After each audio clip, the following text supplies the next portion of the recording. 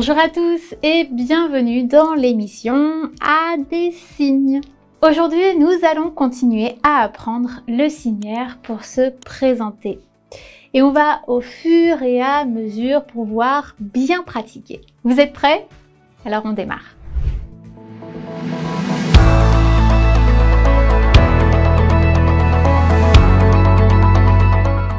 Bien. Maintenant, ce que vous pouvez donner comme information, c'est votre situation. Êtes-vous célibataire, marié, divorcé, en couple? Donc, comment est-ce qu'on dit ce vocabulaire? Célibataire. Ici, pour dire célibataire, vous avez la configuration de vos deux mains en oui. Orientation, paume de main face à l'autre. Emplacement, les bras bien collés au buste. Le mouvement, ici, quand vous allez venir votre main active sur votre sternum, enfin sur votre poitrine, comme ceci, la main passive part sur le côté. Et vice-versa, votre main passive vient sur votre poitrine et votre main active part sur le côté. En clair, ça donne ceci. Célibataire. Et vous pouvez le faire plusieurs fois. Pas une fois, plusieurs fois. Célibataire. Célibataire. Marié et divorcé, ce sont les deux plus simples. Marié, on met la bague au doigt, et divorcé, on l'enlève. Alors attention de ne pas faire l'erreur que je vois souvent, c'est-à-dire faire ceci pour marier. Ça, dites-vous que si pour vous, encore une fois, c'est clair, pour la personne qui est en face de vous, ça donne l'impression de dire que vous avez été marié, divorcé, marié, divorcé, marié, divorcé. Même si vous venez plusieurs fois taper comme ceci, ça donne cet effet-là. Donc non, on reste bien marié, le signe s'arrête là. Divorcé, on enlève la bague. C'est votre main active qui met la bague. Paxé, le pax. Alors, défini de façon très simple, le pax, c'est quoi? C'est un gros contrat d'amitié. Eh bien, on vient faire ami. Ami, vous pouvez le faire comme ceci, peu importe laquelle main, voilà, ça, il n'y a pas de souci. Ou vous pouvez aussi le faire comme ceci.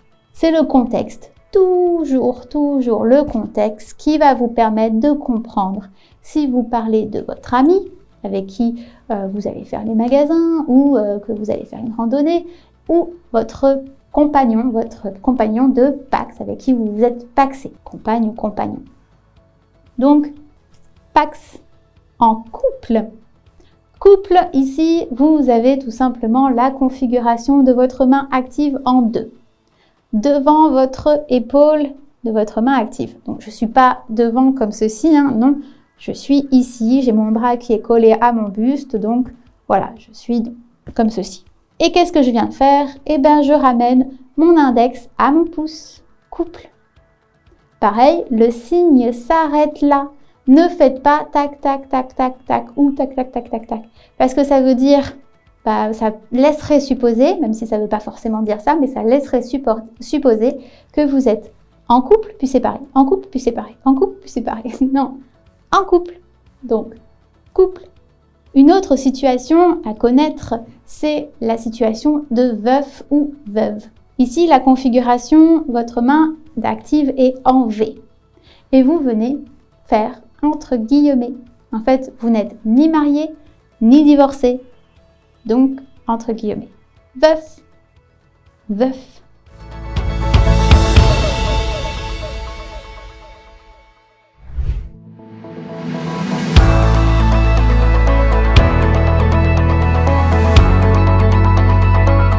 La famille. Alors, comment est-ce qu'on signe la famille et puis les membres de notre famille? Ici, dans cette partie, on va venir s'intéresser à notre entourage. La famille. Alors, se signe comme ceci. En fait, c'est comme si vous faisiez une brasse. Vous avez la configuration de vos deux mains en canard, bouche ouverte. Vous tendez légèrement sur le devant. Vous voyez, j'ai les bras légèrement tendus. Pas de trop, légèrement. Je pars sur les côtés, comme ceci. Je prends en fait tout le monde dans ma famille et je viens fermer la bouche du canard.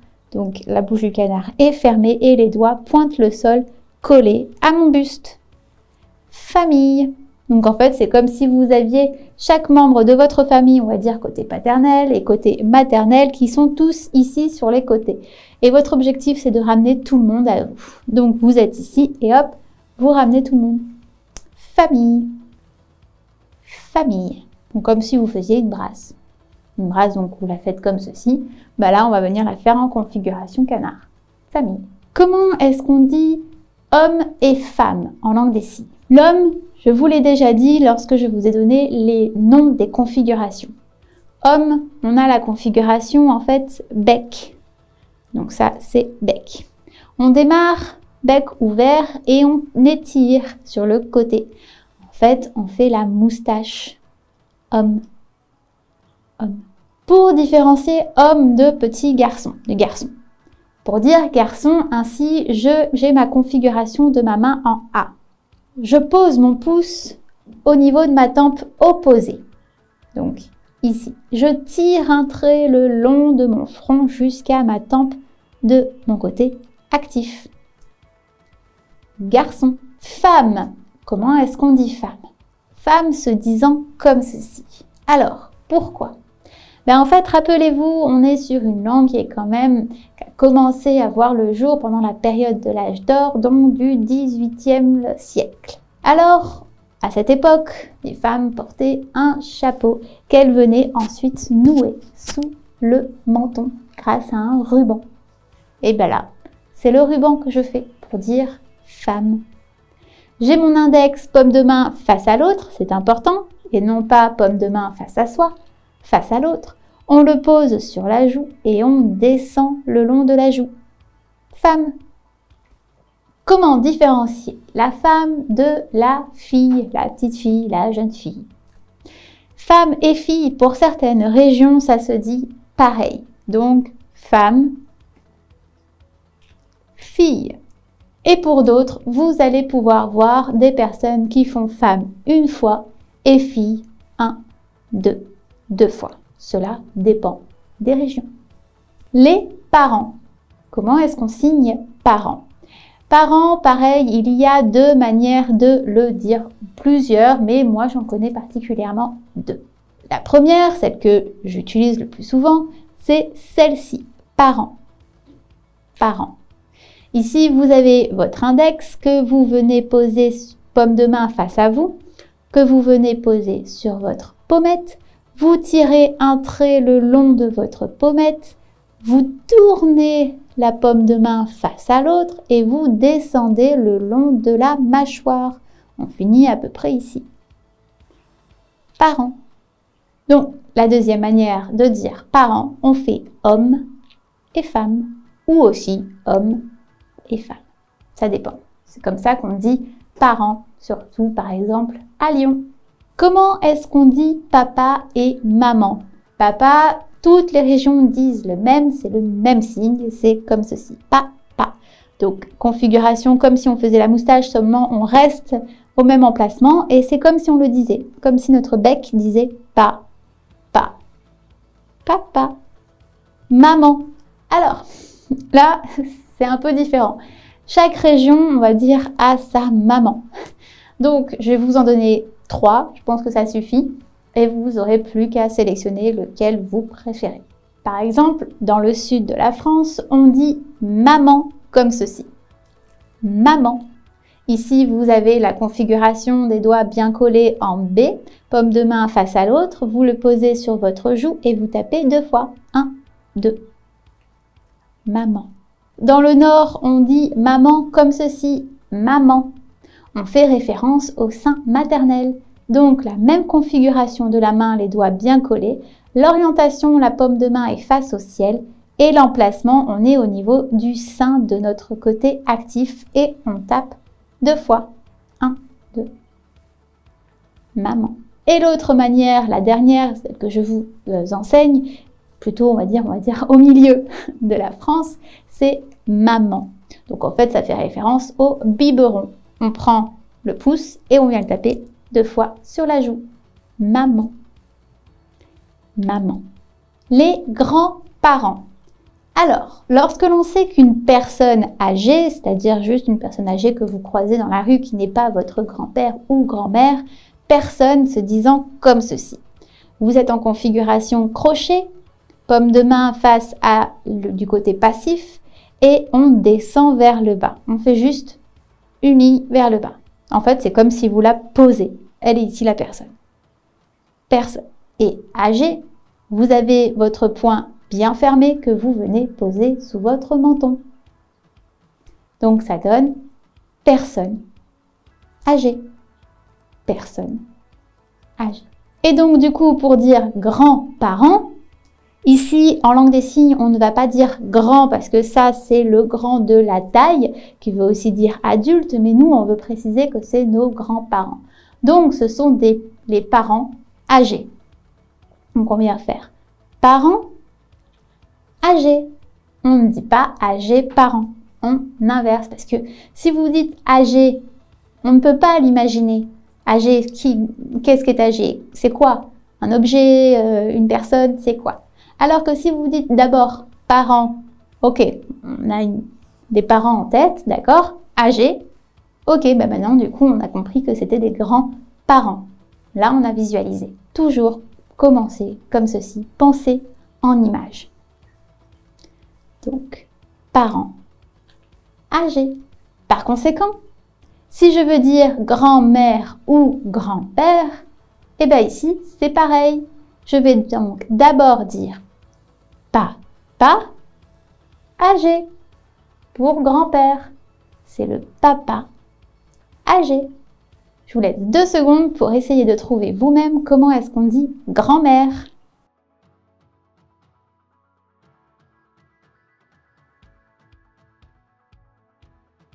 Vous avez trouvé? Grand-mère, c'est maman âgée ou maman âgée ou encore maman âgée.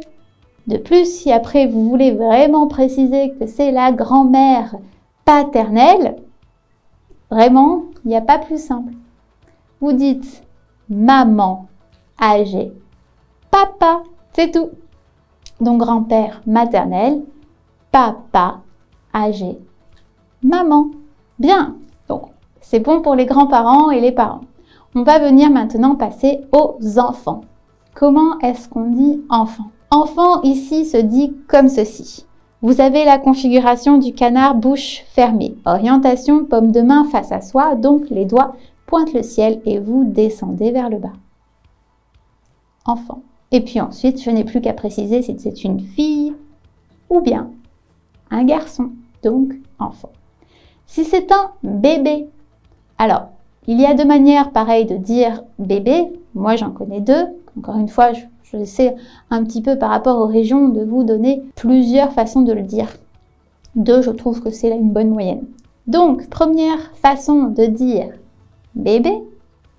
Ici, vous avez la configuration pareille de l'enfant, donc les doigts pointent le ciel et j'ai la bouche du canard fermée. Et je viens simplement tourner mon poignet. Bébé. Et la deuxième manière, tout simplement, vous venez le prendre dans les bras. Pas la peine de bercer. Non, hop, juste là, ça suffit pour dire bébé. Donc, bébé ou bébé. Si après, je veux dire que c'est un adolescent, je suis désolée pour vous. Si vous avez la tranche d'âge, on va dire de 11 jusqu'à 18 ans, parce que vous risquez de pas trop aimer ce signe. Les adolescents, ce qui les distingue, c'est l'acné. Donc, on va venir faire les boutons sur le visage, comme ceci.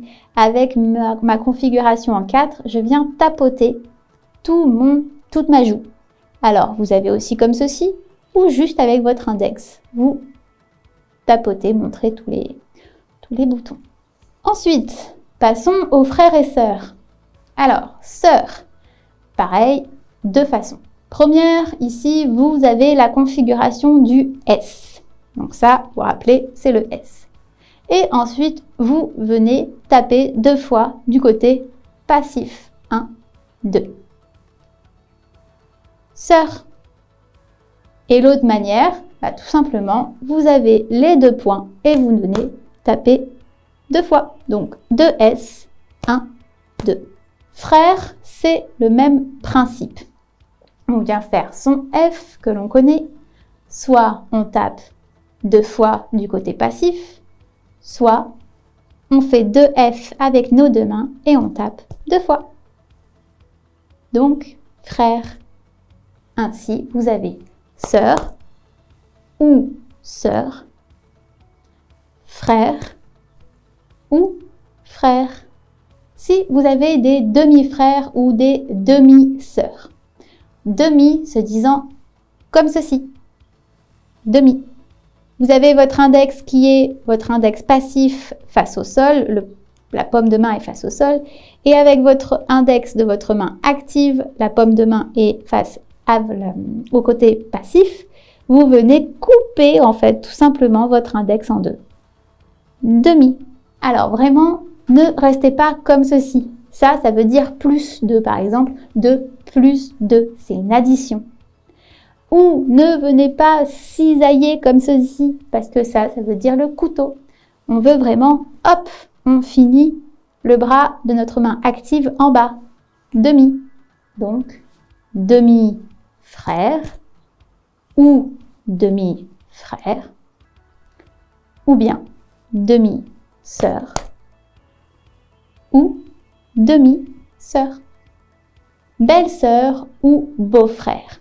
J'aurais pu dire également belle famille ou beaux-parents. Comment dit-on ça? Belle et beau, je vous l'ai dit, se disent pareil. Il n'y a pas de féminin masculin. Belle et beau se disent comme ceci. Ici, vous avez toute la configuration de votre canard bouche ouverte que vous venez prendre votre menton et vous descendez vers le bas. Beau ou belle. Attention de bien faire ceci. Je ne veux pas voir ceci et encore moins ceci. Non, on est bien sur toute la configuration du canard bouche ouverte. On prend le menton et on l'allonge vers le bas. Beau ou belle. Et donc, si je veux dire belle sœur, je vais faire belle sœur ou bien belle sœur. Beau-frère, beau frère ou bien beau frère. Si vous voulez dire que votre, par exemple, belle-sœur est belle, eh bien, vous enchaînez. Votre belle-sœur est belle. Si je veux dire ma belle famille, eh bien, je vais dire belle famille ou bien mes beaux parents.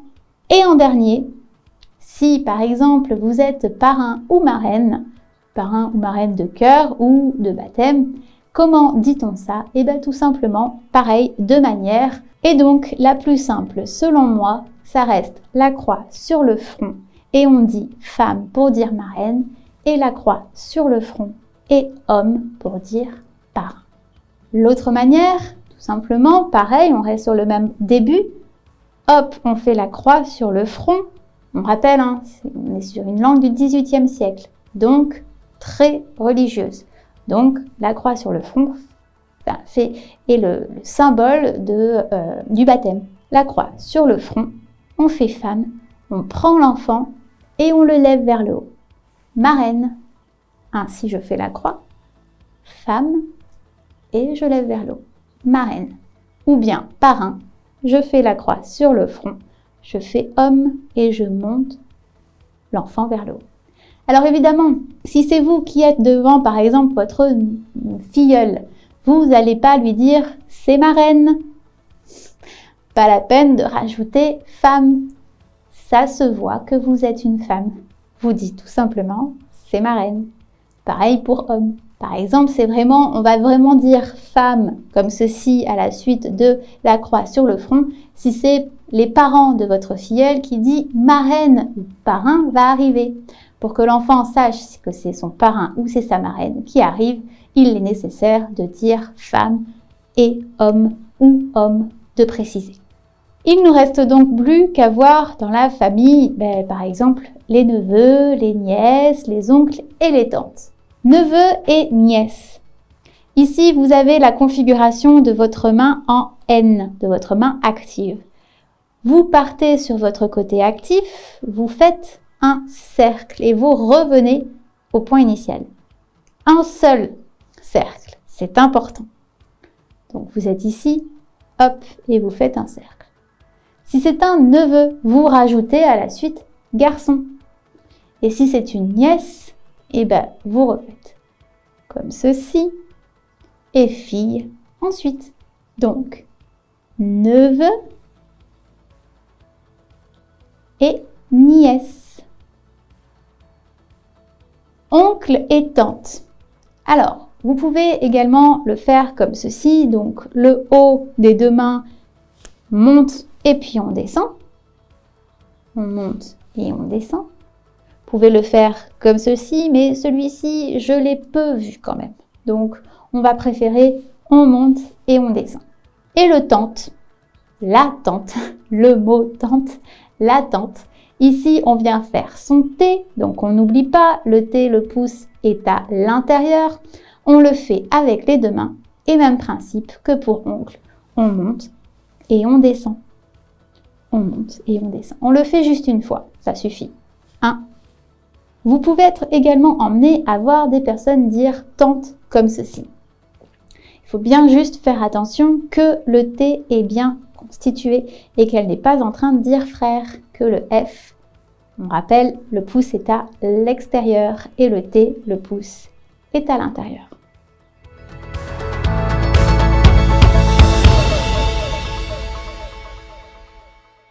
Bien, et si nous mettions tout ça à l'épreuve avec un petit quiz?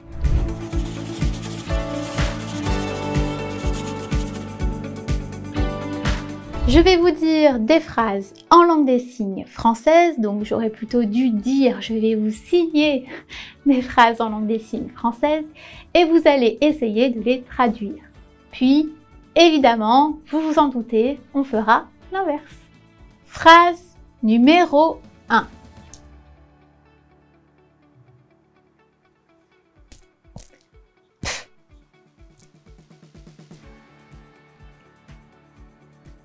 Je répète.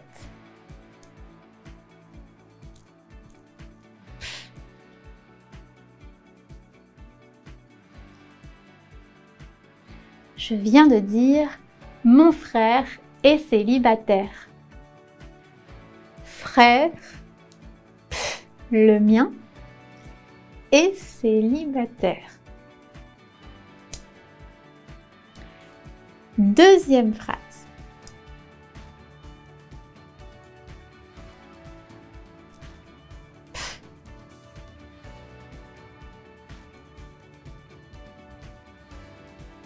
Je répète.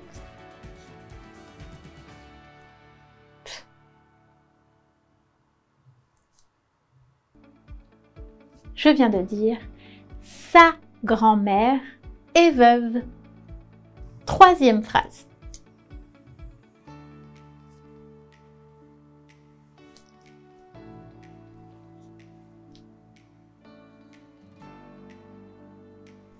Je répète.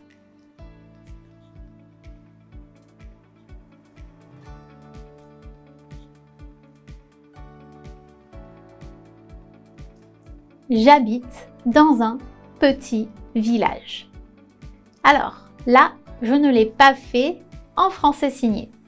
Et oui, normal que moi, je ne le fasse pas en français signé. Il faut déjà vous habituer à réceptionner avec la bonne syntaxe. Que vous ayez fait en français signé, ce n'est pas grave. C'est totalement compréhensif pour le niveau qui est le niveau A1. Donc, je vous donne quand même à quoi ça l'aurait... Donc, concrètement, si j'avais fait du français signé, ça aurait donné ceci.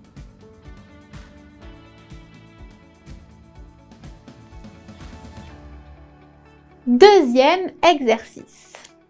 Donc, vous l'avez compris, cette fois-ci, c'est à vous de traduire en langue des signes française les phrases suivantes.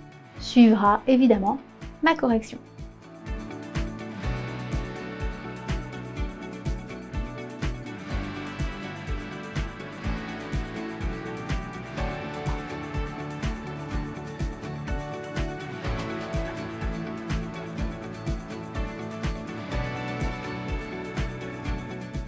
Alors, la phrase numéro 1 était « Tu habites une maison en ville ».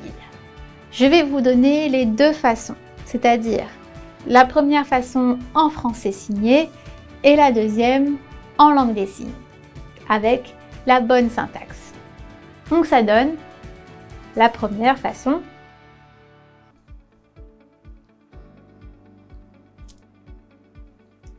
Tu habites une maison en ville. Tu habites une maison en ville. La deuxième façon.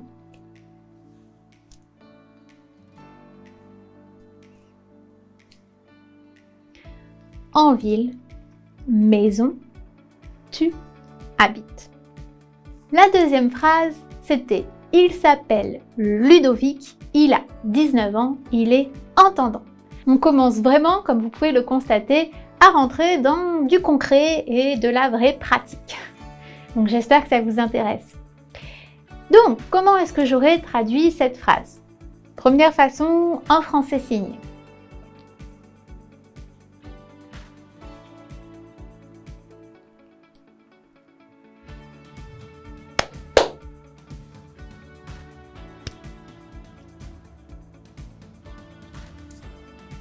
Donc, il s'appelle Ludovic, âge 19 ans, entendant.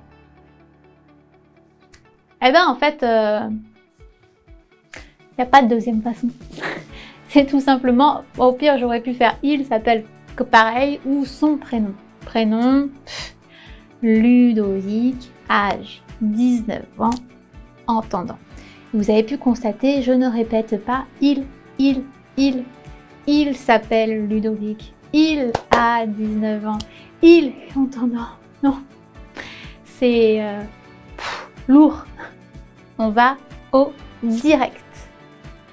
Son prénom, ou bien il s'appelle Ludovic, âge 19 ans. On n'oublie pas qu'on descend de la montagne, parce qu'on gagne, on vient gagner son énergie, ou si vous avez fait ceci, c'est très bien aussi, entendant.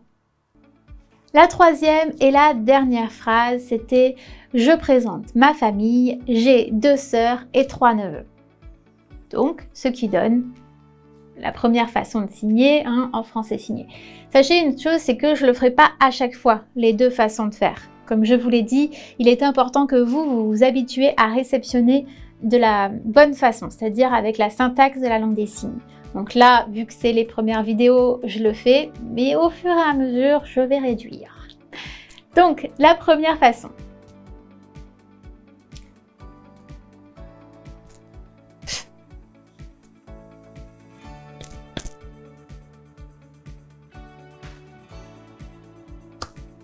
Donc, je présente ma famille. Donc, je présente ma famille. Là, il y a 2 sœurs et 3 neveux. Ok, pas précis. Enfin, là, j'ai bien dit 3 neveux. J'ai pas dit, on va dire, une nièce et 2 neveux. Donc, effectivement, donc neveu, hop, garçon, direct. Deuxième façon de signer avec la bonne syntaxe, ça donne ceci.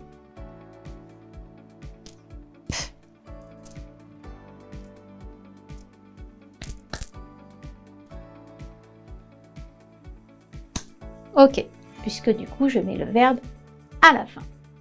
Tout ça, on le verra plus tard.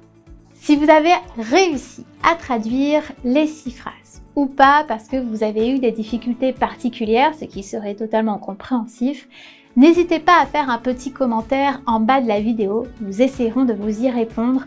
Nous sommes là pour vous aider et surtout pour rendre l'exercice et cette chaîne amusante. Le but, c'est d'être ludique, de faire ça pas comme une contrainte, au contraire, de s'amuser. Si vous avez aimé, n'oubliez pas d'appuyer sur le pouce bleu et abonnez-vous si vous voulez continuer à pratiquer et à mettre à l'épreuve vos connaissances. Le conseil que je peux vous donner avant de vous laisser tranquille, c'est de commencer à vous entraîner chez vous. Et rien de mieux que de filmer en fait sa présentation pour ensuite la visionner et vérifier qu'il n'y a pas eu d'erreur. Alors, à vos caméras et surtout faites ça comme un jeu et non une contrainte. Vous apprenez une nouvelle langue avec du nouveau lexique et en plus une nouvelle langue qui n'est pas orale, donc qui sort un petit peu de nos habitudes en tant qu'entendant. Donc forcément, pour la retenir, il vous faut pratiquer, vraiment pratiquer. Je vous dis à très bientôt et merci.